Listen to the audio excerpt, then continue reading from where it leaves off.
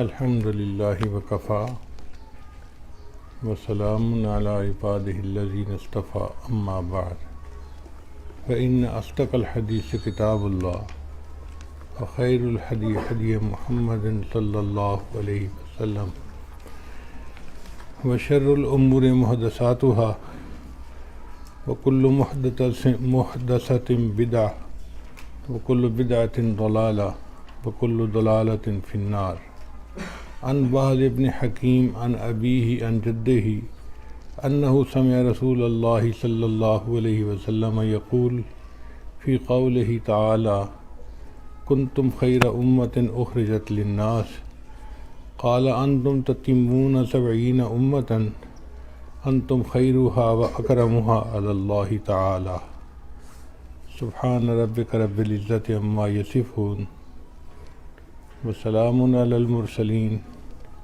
والحمد للہ رب العالمین اللہم صلی علی سیدنا محمد وعلی آل سیدنا محمد وبارک وسلم۔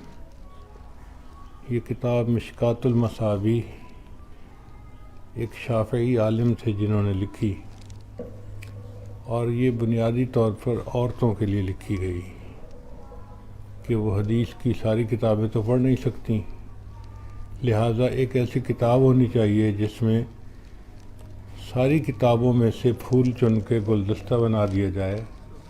عورتیں اس کتاب کو پڑھ لیں تو گویا انہوں نے حدیث کی کتابیں پڑھ لیں، مگر اللہ نے اس کتاب کو قبولیت دی کہ آج یہ کتاب صرف عورتیں ہی نہیں مرد بھی پڑھتے ہیں۔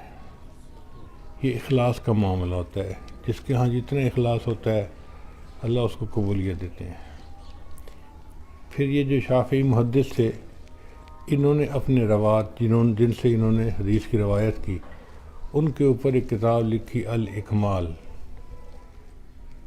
اور اس میں انہوں نے جو حدیث کے راوی تھے ان کا تذکرہ کیا۔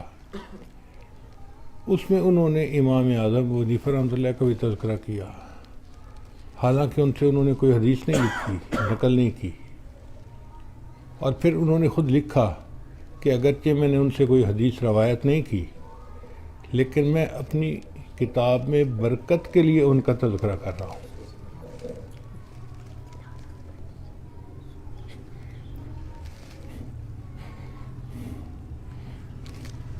یہ امام اعظم کی قبولیت اللہ رب العزت کے ہاں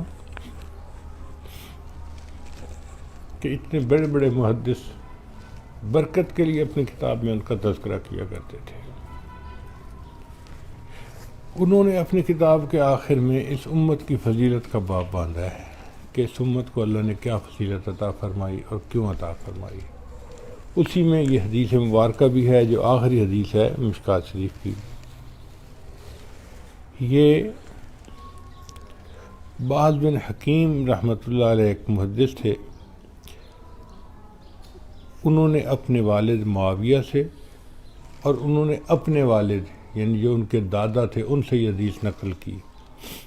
وہ فرماتے ہیں کہ نبی علیہ السلام نے اللہ تعالیٰ کے قول کنتم خیر امۃ اخرجت للناس کی تفسیر بیان کرتے ہوئے فرمایا کہ اے اہل اسلام، تم 70 امتوں کو تمام کرتے ہو، یعنی تم سے پہلے 69 امتیں گزر چکی ہیں، تم 70ویں نمبر پہ ہو، 70 نمبر پہ ہو۔ اب اس کا کیا معنی؟ ہم بھیا تو لاکھوں میں، تو ان کی امتیں بھی لاکھوں میں، تو 70 امتوں سے کیا مطلب؟ تو محدثین نے اس کے 2 معنی کیے ہیں۔ ایک تو یہ کیا ہے کہ جو اس میں نمایاں امتیں تھیں وہ 70 تھیں، لہٰذا تم ان نمایاں امتوں میں سے اب 70ویں نمبر کی امت ہو۔ اور ایک ترجمہ یہ کیا ہے کہ 70 کا عدد عربوں میں کثرت کے لیے استعمال ہوتا تھا، جیسے 1000 کا نمبر کثرت کے لیے استعمال ہوتا ہے نا جی۔ آج کل لاکھ کا نمبر کثرت کے لیے، لاکھ روپیہ، 2 لاکھ روپیہ، تو لاکھ کا نمبر آج کل کثرت کے لیے استعمال ہوتا ہے۔ اس زمانے میں 70 کا نمبر کثرت سے استعمال ہوتا تھا۔ تو اللہ کے حبیب نے فرمایا کہ بھئی کثرت سے امتیں گزری ہیں، تم ان میں سے سب سے آخری امت ہو، لیکن تم ان میں سے سب سے بہتر اور سب سے افضل امت ہو۔ اب اس امت کو جو فضیلت ملی وہ 3 وجوہات سے ملی۔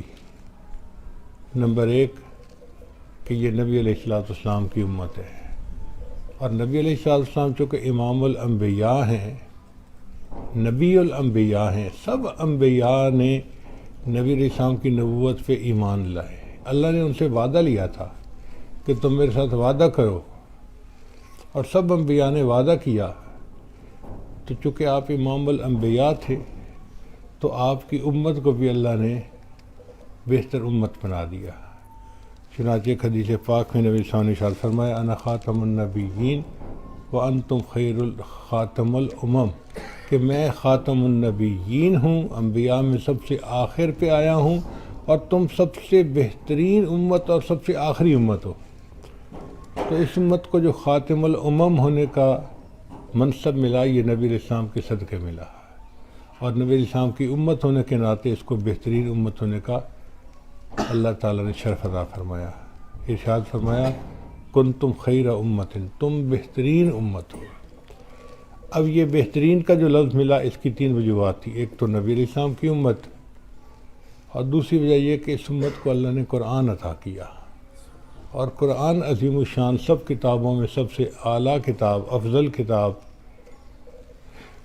اس لیے اس امت کو قرآن کی وجہ سے اللہ نے خیر امت کہا۔ نبی صلی اللہ علیہ وسلم نے فرمایا خیرکم من تعلم القرآن وعلمہ، تم میں سب سے بہتر وہ ہے جو قرآن پڑھتا ہے یا پڑھاتا ہے۔ تو قرآن مجید کی تعلیمات کو سیکھنے، سکھانے اور اس پر عمل کرنے کی وجہ سے اللہ نے اس امت کو خیر امت کا لقب عطا فرمایا۔ اور تیسرا یہ کہ اللہ نے اس کو انسانوں کی نفع رسانی کے لیے پیدا کیا ہے۔ چنانچہ اللہ تعالیٰ قرآن میں فرماتے ہیں کہ کنتم خیر امت اخرجت للناس، تمہیں اللہ نے انسانوں کی بھلائی کے لیے بنایا ہے۔ تو انسانوں کی نفع رسانی کا کام اللہ نے اس امت کے ذمہ دیا۔ پہلے یہ کام انبیاء کیا کرتے تھے۔ نبی علیہ السلام چونکہ آخری نبی دنیا میں تشریف لائے تو انبیاء کا سلسلہ تو ختم ہو گیا۔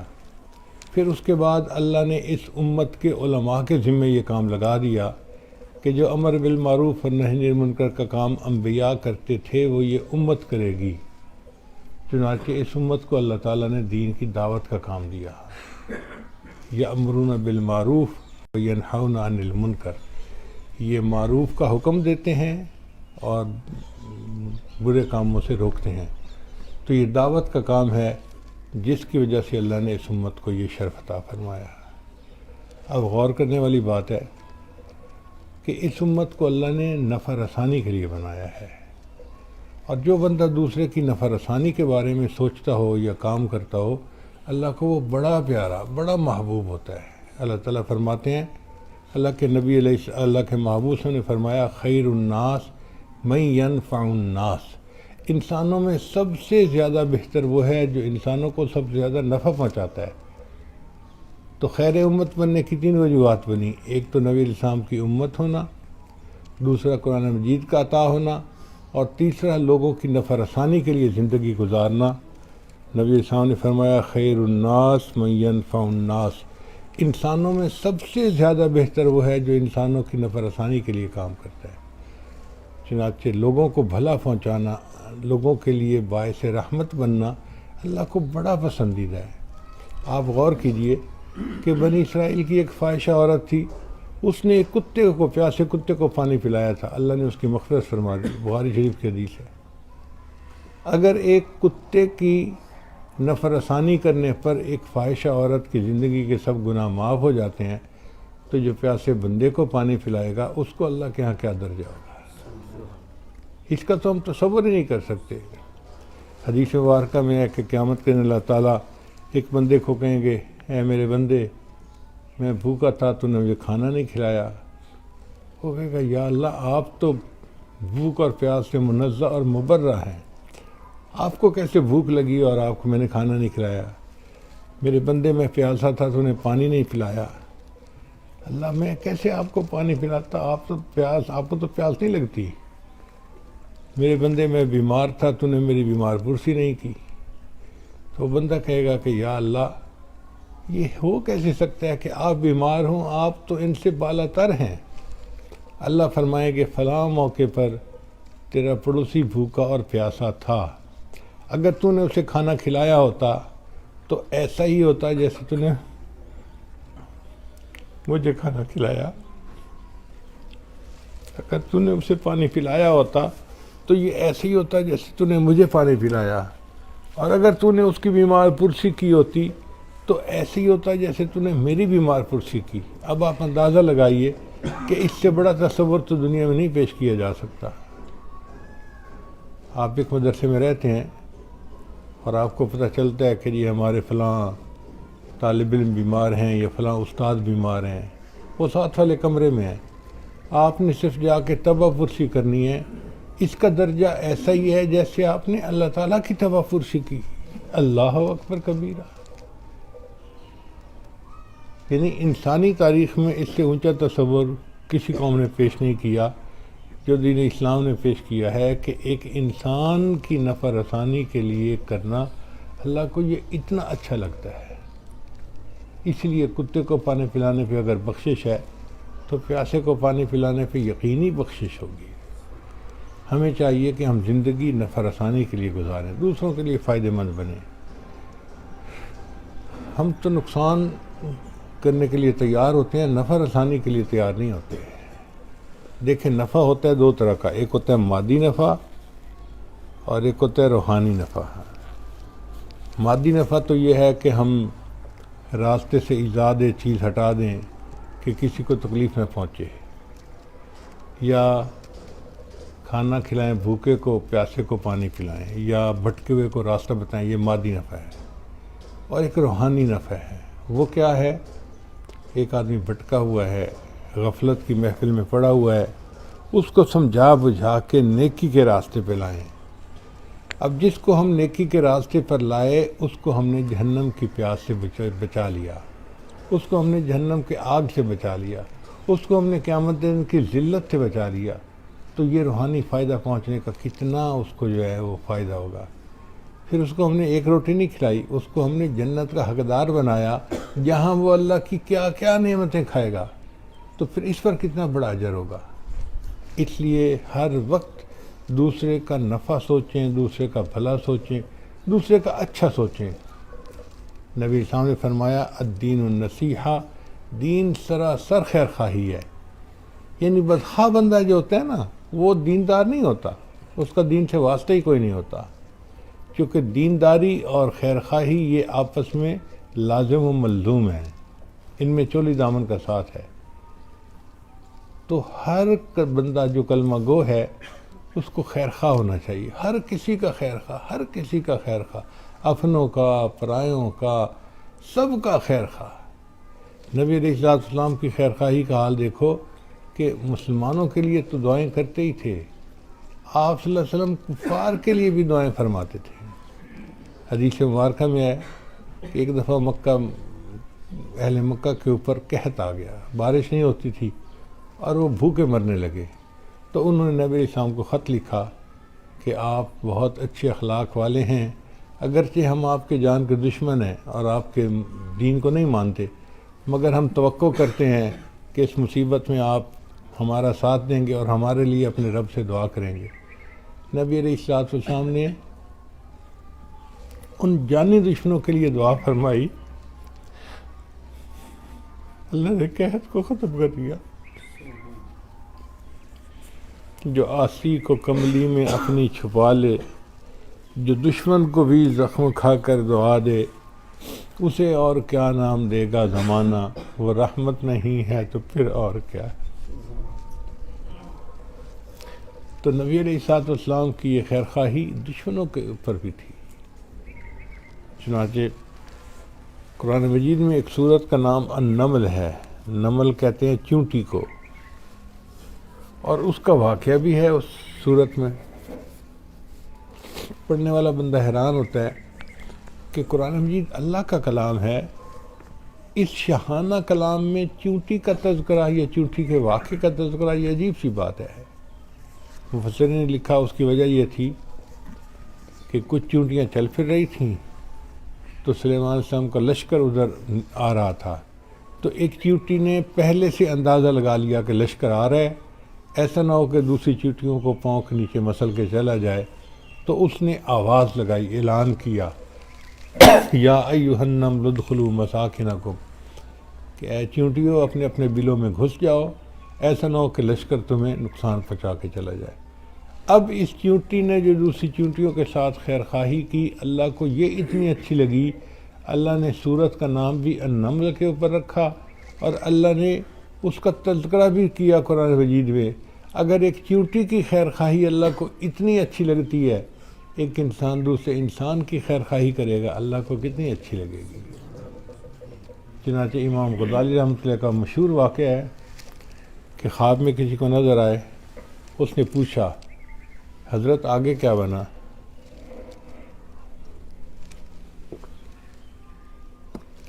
شوگر کی وجہ سے میرا منہ خشک ہو جاتا ہے اور ہونٹ چپکتے ہیں تو بولا نہیں جاتا، تو میں دوائی کے طور پر پھر یہ ایک گھونٹ پی لیتا ہوں، ورنہ میں درس کے دوران پانی پینے کا عادی نہیں ہوں۔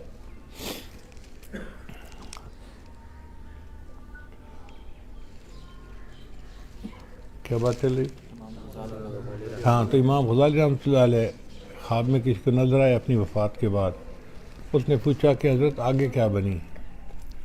کہنے لگے اللہ نے میری بخشش فرما دی۔ اس نے کہا حضرت بخشش تو ہونی تھی، آپ نے تو اتنی مارکۃ الآراء کتابیں لکھیں کہ آپ کی کتابیں پڑھ پڑھ کے لوگ جو ہیں وہ نیک بنتے ہیں، اور ائمہ حضرات جو ہیں وہ جمعے کے خطبے دیتے ہیں اور لوگوں کو نصیحتیں کرتے ہیں، لہٰذا آپ کی تو بخشش ہونی تھی۔ تو امام غزالی نے فرمایا کہ نہیں، وہ کتابوں والا عمل تو سامنے آیا ہی نہیں تھا، ایک ایسے عمل پر بخشش ہو گئی جو مجھے یاد ہی نہیں تھا، چھوٹا سا عمل تھا، اللہ کو پسند آ گیا۔ حضرت ہمیں بھی بتائیں وہ کون سا عمل ہے؟ تو فرمایا کہ میں ایک مرتبہ بیٹھا لکھ رہا تھا، اس زمانے میں قلم دوات ہوتی تھی، تو جب سیاہی خشک ہو جاتی تھی تو دوات سے دوبارہ سیاہی لے کے پھر لکھتے تھے، تو کہتے ہیں کہ میں نے دوات میں قلم ڈالی اور جب باہر نکالی تو ایک مکھی جو تھی وہ اس کی نوک کے اوپر آ کے بیٹھ گئی۔ اب میں چاہتا تو میں لکھ لیتا، مگر مجھے خیال آیا یہ پیاسی ہوگی اور یہ چاہتی ہے کہ میں سیاہی پی لوں، تو اس کو پینے دو، موقع دو۔ تو میں نے قلم کو ایک لمحے کے لیے روک لیا، وہ مکھی اڑ کے چلی گئی، میں نے لکھنا شروع کر دیا۔ یہ جو میں نے تھوڑی دیر کے لیے قلم کو روک لیا تھا، اللہ کو یہ عمل پسند آیا کہ تو نے ایک مکھی کی پیاس کا خیال رکھا، میں تجھے جہنم کی پیاس سے نجات عطا۔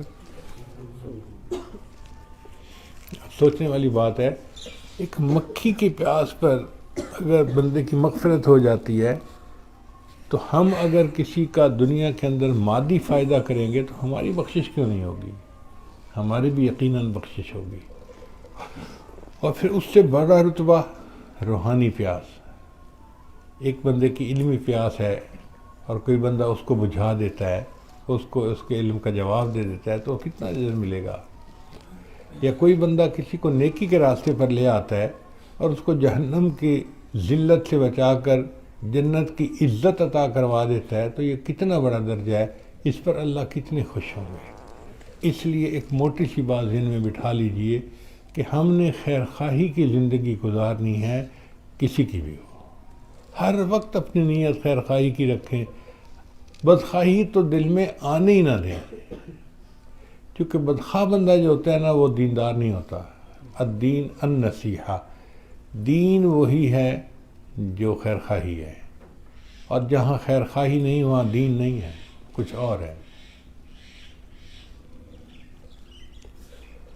تو نبی علیہ السلام نے فرمایا کہ تم 70 نمبر والی امت ہو اور تم بہترین امت ہو، اور یہ بہترین امت جو کا لقب ملا یہ نبی علیہ السلام کی امت ہونے کی وجہ سے بنا۔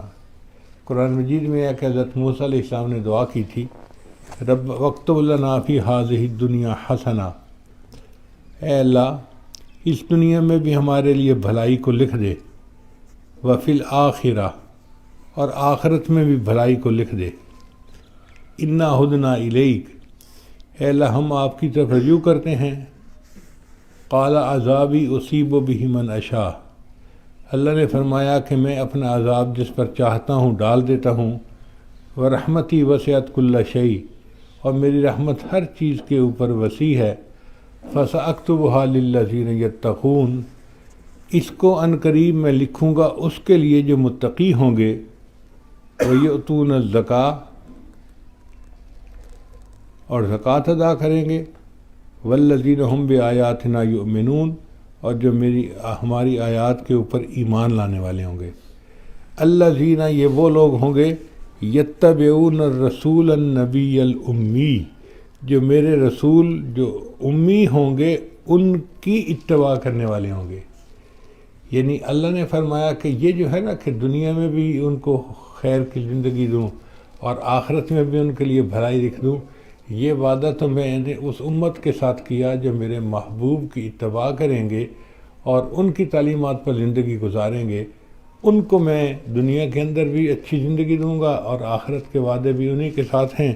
اور آیت کے آخر پر اللہ فرماتے ہیں وَأُولَئِكَ هُمُ الْمُفْلِحُونَ، اور یہی لوگ ہیں جو فلاح پانے والے ہیں۔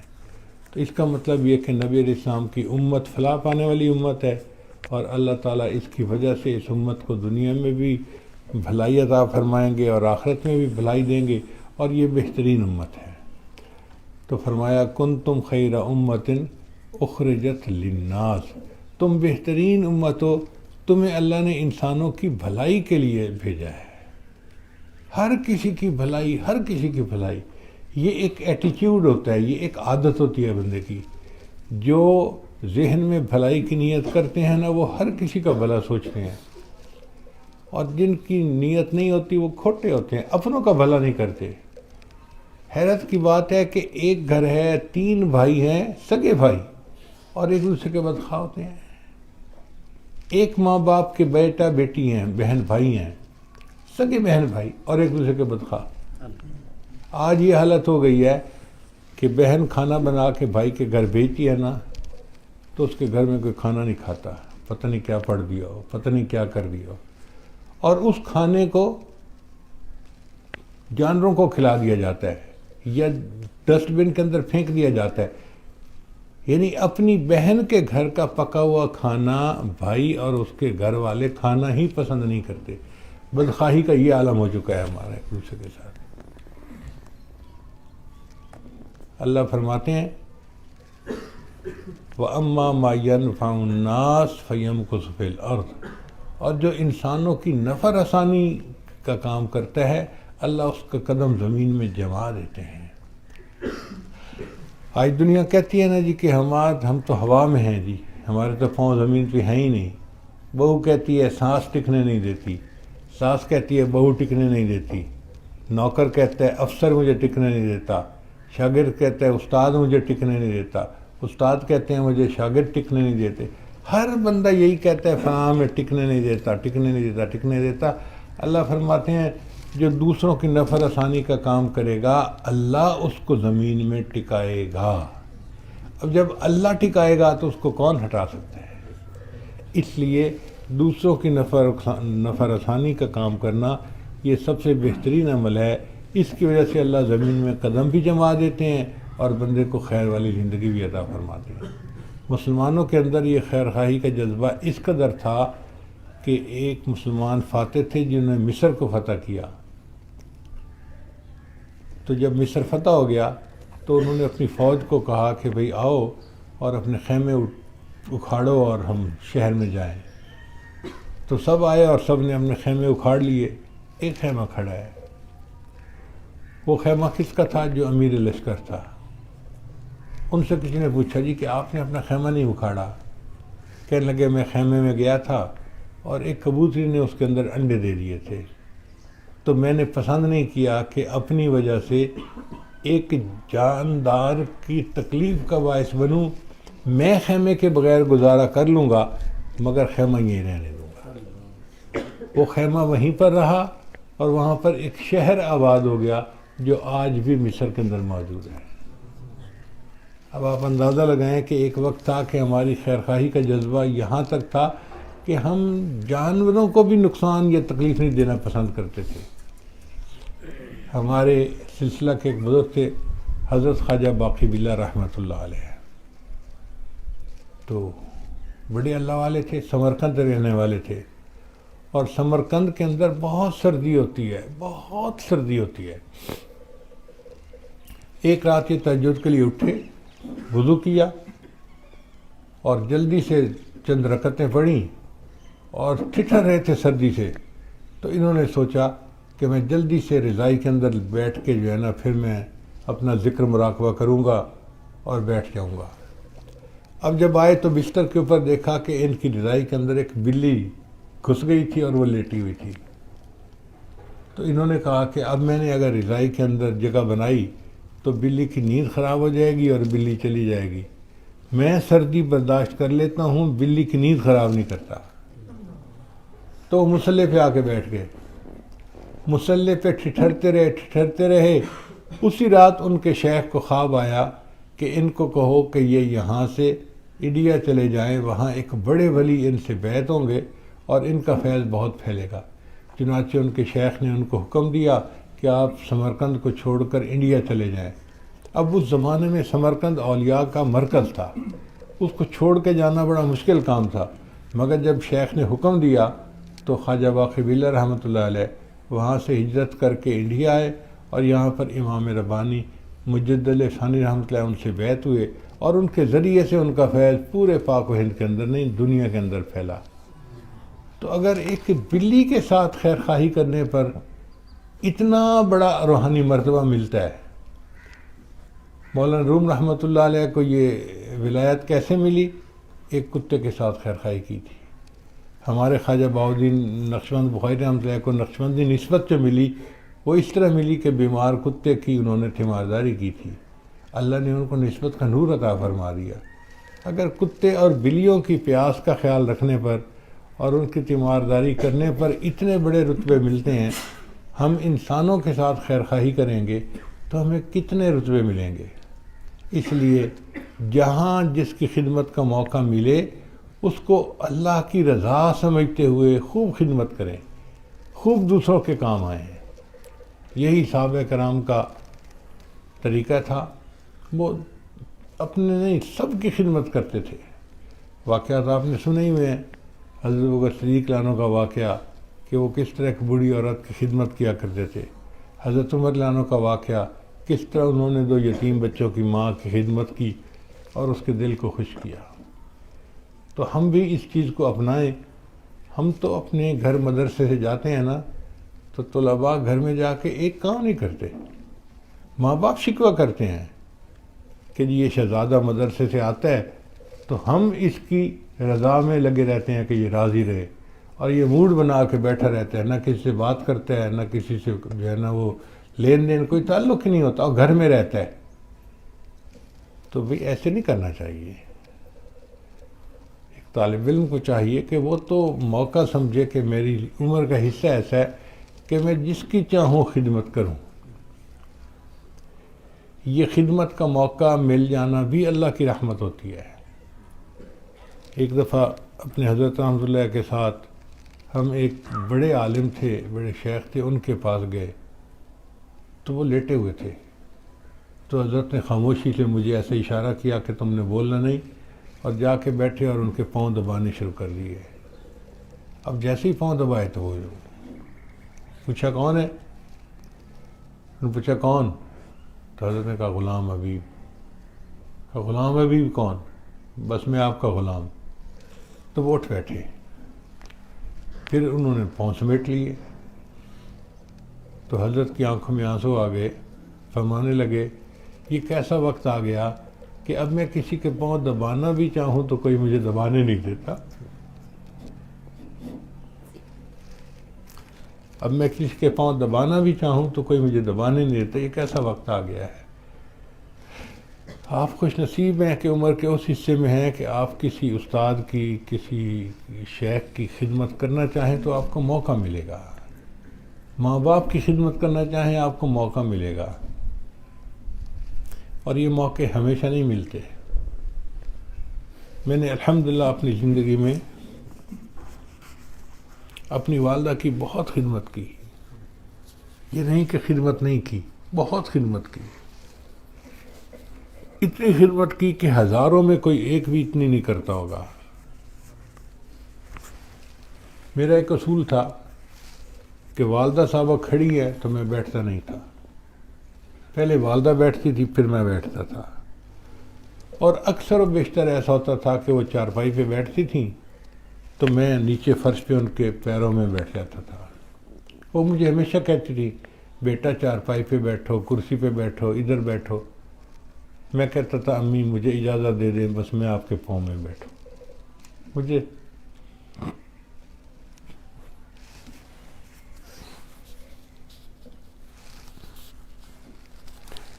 پاؤں میں بیٹھ کے سکون ملتا تھا. اپنی طرف سے میں نے خوب ان کی خدمت کی، لیکن جو دل کی حسرت ہوتی ہے وہ پوری نہیں ہوئی. اب میرا دل کرتا ہے کہ جو اللہ نے مجھے اب دنیا کی آسانیاں دے دیں، فراوانیاں دے دیں، اس وقت میری والدہ زندہ ہوتی تو میں ان کی کیا کیا خدمت کرتا. مگر اب نہیں ہے. عمر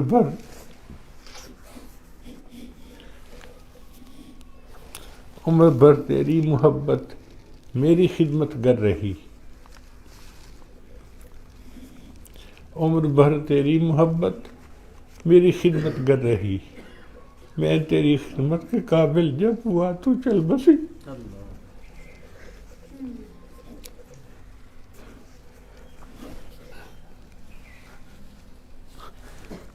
بیٹا جب ماں کی خدمت کے قابل ہوتا ہے تو عام طور پہ ماں باپ چلے جاتے ہیں، پھر موقع نہیں ملتے. تو اب طالب علم ہیں، اپنے ماں باپ کی خدمت کریں، اپنے بڑوں کی، اساتذہ کی خدمت کریں، اور ایک بات دل میں بٹھا لیں کہ ہم نے دوسرے کی نفع رسانی کے لیے زندگی گزارنی ہے.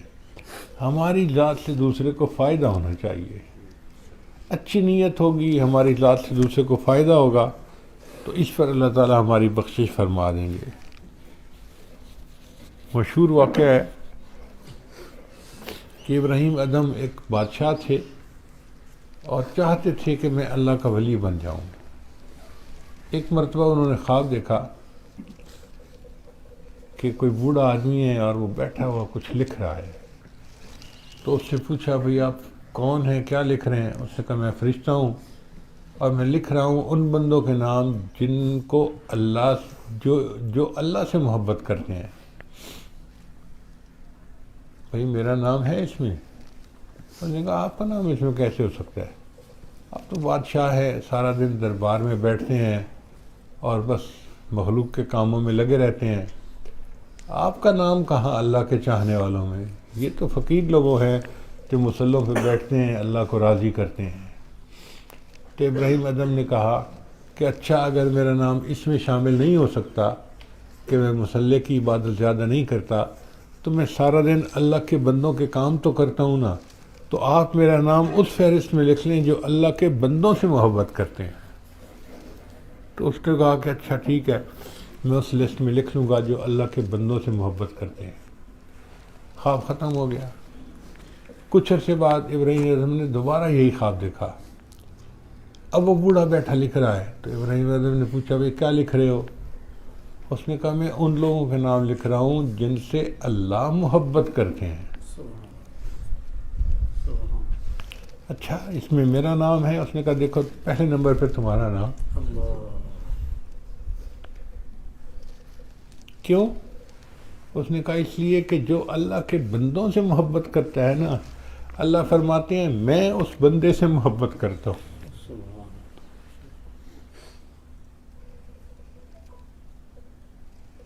اس لیے کہتے ہیں ارحموا من فی الارض یرحمکم من فی السماء،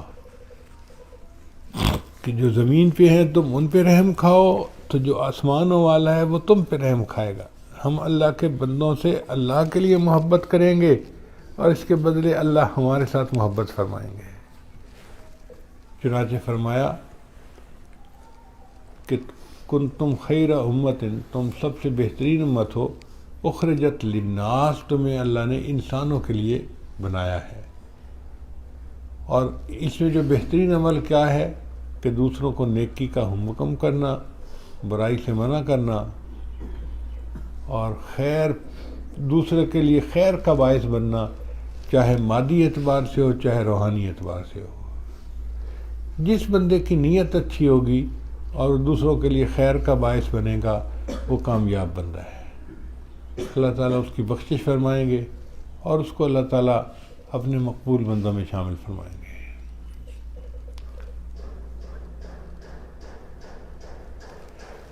پنجابی زبان کے ایک شعر ہے، میں اس موقع پہ سناتا چلوں. شاعر کہتے ہیں جے نہاتیاں دھوتیاں رب ملدا تے ملدا کمبیاں مچھیاں نوں. اگر نہانے دھونے سے رب ملتا تو کچھوے اور مچھلیوں کو رب مل جاتا، ہر وقت ہی نہاتے رہتے ہیں. جے نہاتیاں دھوتیاں رب ملدا تے ملدا کمبیاں مچھیاں نوں. جے ذکر کیتیاں رب ملدا تے ملدا کال کڑیچیاں نوں. ایک چھوٹا سا پرندہ ہوتا ہے، اس کو ہم کال کڑیچی کہتے ہیں اپنی پنجابی زبان میں. وہ شام کو دیواروں کے ساتھ چھتوں کے ساتھ آ کے چپک جاتا ہے اور ساری رات آواز نکالتا رہتا ہے. تو شاعر اس کی بات کرتے ہیں کہ اگر ذکر کرنے سے رب ملتا تو وہ تو ساری ساری رات پرندہ اللہ کو یاد کرتا ہے، اس کو رب مل جاتا. جے سر منایا رب ملدا تے ملدا بھیڑاں سسیاں نوں. ایک بھیڑ کی نسل ہے، اس کو سسی کی بھیڑ کہتے ہیں. اس کے سر کے بال بہت چھوٹے ہوتے ہیں اور باقی جسم پہ بال لمبے لمبے ہوتے ہیں. اس کی پہچان ہی یہی ہے کہ سر کے بال بہت چھوٹے اور باقی بال بہت لمبے لمبے پورے جسم کے. وہ کہتے ہیں کہ اگر سر منانے سے رب ملتا تو اس کو رب مل چکا ہوتا. یہ ناتیاں دھوتیاں رب ملدا تے ملدا کمبیاں مچھیاں نوں. جے ذکر کیتیاں رب ملدا تے ملدا کال کڑیچیاں نوں. جے سر منایا رب ملدا تے ملدا بھیڑاں سسیاں نوں. جے جتیاں ستیاں رب ملدا تے ملدا دانداں کھسیاں نوں. اگر پاک دامنی کی زندگی گزارنے سے رب ملتا تو جو خسی بیل ہوتے ہیں وہ تو اپنی مادہ کے ساتھ قریب بھی نہیں جا سکتے، تو ان کو رب مل جاتا، چونکہ ان کا تو مادہ کے ساتھ ملاپ ہوتا ہی نہیں ہے. وہ کہتے ہیں کہ نہیں، ان چیزوں سے رب نہیں ملتا. آخر پہ آ کے پھر وہ نتیجہ نکالتے ہیں کہ رب ملدا تے ملدا نیتاں اچھیاں نوں.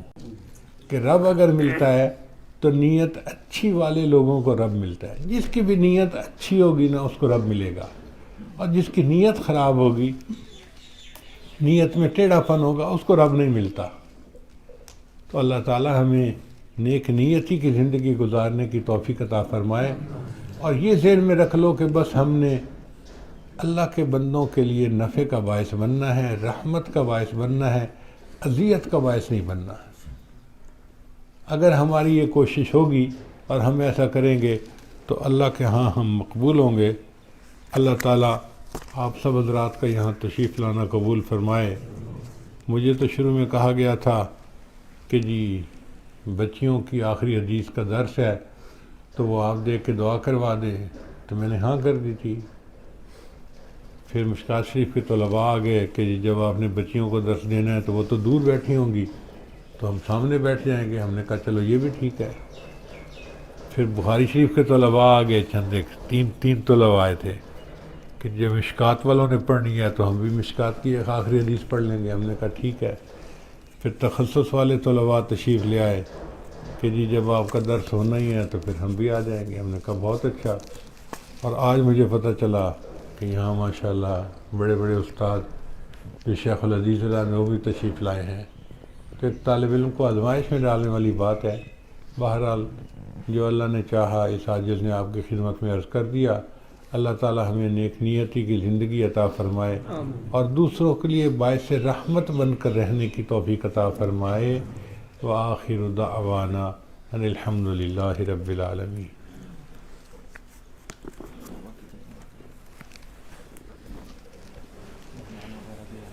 دعا سے پہلے توبہ کے کلمات پڑھ لیتے ہیں، پھر دعا کر لیں گے انشاءاللہ۔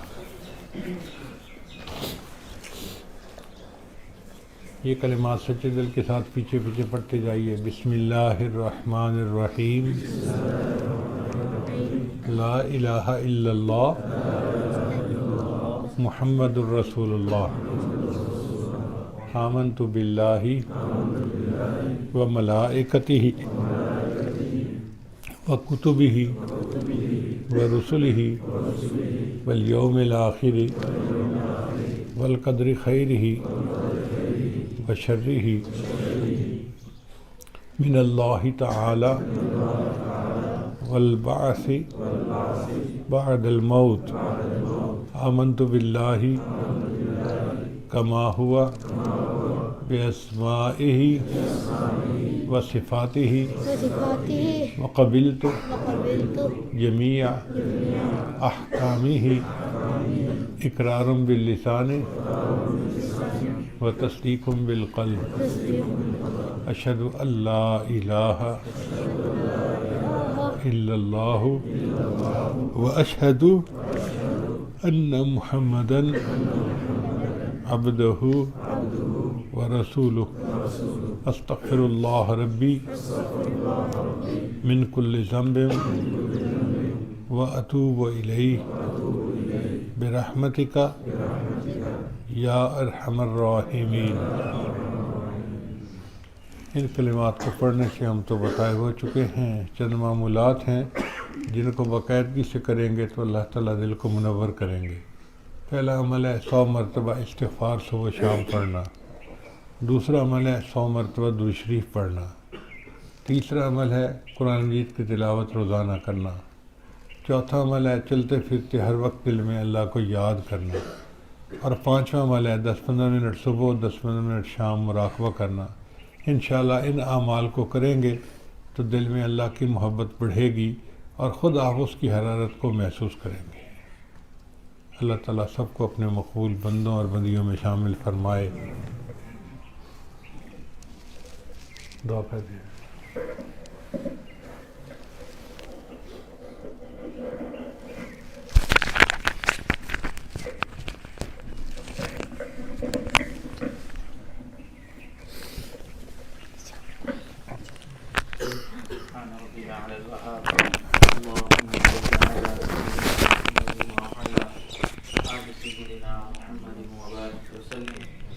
ربنا آتنا في الدنيا حسنة وفي الآخرة حسنة وقنا عذاب النار ربنا لا تزغ قلوبنا بعد إذ هديتنا وهب لنا من لدنك رحمة إنك أنت الوهاب۔ اے اللہ ہم تمام لوگوں کے صغیرہ کبیرہ گناہوں کو معاف فرما۔ اللہ ہماری خطاؤں سے درگزر فرما، ہمارے عیبوں کی پردہ پوشی فرما۔ اللہ اپنے عشق کی آتش ہمارے سینوں میں پیدا فرما، ہمارے انگ انگ روئیں روئیں سے اپنے ذکر کو جاری فرما، ہڈی ہڈی بوٹی بوٹی میں اپنی یاد کو پیدا فرما۔ اللہ جو گناہ دن میں کیے معاف فرما، جو راتوں میں کیے معاف فرما۔ اللہ جو گناہ محفلوں میں کیے معاف فرما، اللہ جو گناہ تنہائیوں میں کیے معاف فرما۔ اللہ رحم و کرم والے معاملے فرما، اللہ کبھی بھی اپنے در سے دور نہ فرما، اللہ کبھی بھی ہمیں خالی ہاتھ نہ لوٹا، اللہ کبھی بھی نفس و شیطان کے حوالے نہ فرما، اللہ کبھی بھی غیر کے حوالے نہ فرما۔ اللہ ہمیشہ نیکی کے اوپر چلنے کی توفیق نصیب فرما۔ اللہ سیدھا رستہ مل جانے کے بعد بھٹکنے سے ہماری حفاظت فرما، علم حاصل ہو جانے کے بعد جہالت کے کاموں سے ہماری حفاظت فرما۔ اللہ اپنا راستہ مل جانے کے بعد دوری سے ہماری حفاظت فرما۔ اللہ رحم و کرم والے معاملے فرما۔ اللہ جس طرح آپ نے آسمان کو زمین پر گرنے سے روک دیا، اللہ شیطان کو ہم پر مسلط ہونے سے روک دیجئے۔ اللہ دور قریب سے یہاں جو لوگ آئے، طلباء آئے ہیں، اللہ تمام کے آنے کو قبول فرما۔ اللہ ہم سب کو بری نظر سے محفوظ فرما، برے اثر سے محفوظ فرما، جادو ٹونے سے ہماری حفاظت فرما۔ اللہ ایک دوسرے کے ساتھ خیر خواہی کرنے کی توفیق نصیب فرما۔ اللہ ایک دوسرے کے ساتھ بھلائی کرنے کی توفیق نصیب فرما۔ اللہ ایک دوسرے کے شر سے ہماری حفاظت فرما۔ اللہ خیر کے اوپر ہمیں جمع فرما۔ اللہ دین کے اوپر جمع فرما۔ اے اللہ ایک دوسرے کے ساتھ لڑنے سے ہماری حفاظت فرما۔ اے اللہ آپس میں اللہ بھائی بھائی بن کر رہنے کی توفیق نصیب فرما۔ اے اللہ بھلائی کے کاموں میں بڑھ چڑھ کر حصہ لینے کی توفیق نصیب فرما۔ اے اللہ جو طلباء ہیں یا طالبات ہیں اللہ سب کو شرح صدر کی نعمت نصیب فرما، علم نافع نصیب فرما۔ اللہ علم کے اوپر عمل کرنے کی توفیق نصیب فرما۔ اللہ علم کا نور نصیب فرما۔ اے اللہ قرآن پاک کی معرفت نصیب فرما، علم کی معرفت نصیب فرما۔ اللہ اساتذہ کی محنتوں کو قبول فرما۔ اے اللہ اس ادارے کو دن دگنی رات چوگنی ترقی نصیب فرما۔ اے اللہ جو بھی ضروریات ہیں اللہ اپنے غیبی خزانوں سے پورا فرما۔ اے اللہ رحم و کرم والے معاملے فرما۔ اے اللہ ہمارے حضرت کی صحت میں برکت نصیب فرما۔ اے اللہ برکت والی لمبی عمر نوح نصیب فرما، صحت و عافیت والی زندگی نصیب فرما۔ اللہ کامل شفا والی زندگی نصیب فرما۔ اللہ ہر طرح کے شر پسندوں کے شر سے محفوظ فرما، دوستی کے رنگ میں دشمنی کرنے والوں سے حفاظت فرما۔ اللہ رحم و کرم والے معاملے فرما۔ اے اللہ جتنے حاضرین ہیں یا دور بیٹھی طالبات ہیں اللہ تمام کو ان دعاؤں میں حصہ نصیب فرما، تمام کی نیک حاجات کو پورا فرما۔ اے اللہ ہم نے جو مانگا عطا فرما، جو مانگنا چاہیے تھا نہیں مانگ سکے آپ جانتے ہیں اللہ ہمیں وہ بھی عطا فرما۔ ہماری ان دعاؤں کو اپنی رحمت سے قبول فرما۔ ربنا تقبل منا انک انت السمیع العلیم وتب علینا انک انت التواب الرحیم وصلی اللہ تعالی علی خیر خلقہ سیدنا محمد وعلی آلہ واصحابہ اجمعین برحمتک یا ارحم الراحمین۔